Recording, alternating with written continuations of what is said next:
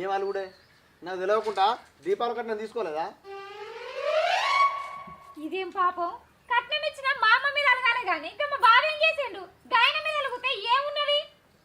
ఎవరైతేంది సడ్డకులు అంటే మీ సొంత అన్నదమ్ములా కనుక్కున్నా, నాకు తెలియకుండా ఎట్లా తీసుకుంటాడు? నా గుడి అని తెలియదా? అయినా నాకు ఇచ్చేదాకా అన్నా ఆగద్దా? అందుకని అడిగిన. నాకు ముందు పెళ్ళైంది కదా తమ్మి, అందుకనే ముందు తీసుకున్నా. నా తర్వాత నీకే కదా.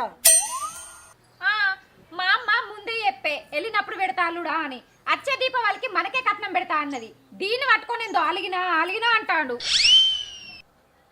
పేరుకు మీరిద్దరు సడ్డకులే కానీ అన్నదమ్ములు లెక్క కలిసి ఉండాలి. ఒకళ్ళు ఎడముఖం పెట్టబడుతుంది, ఒకళ్ళు పెడముఖం పెట్టబడుతుంది. మా అమ్మకు తెలిస్తే మా అమ్మ ఎంత బాధపడుతుంది చెప్పు.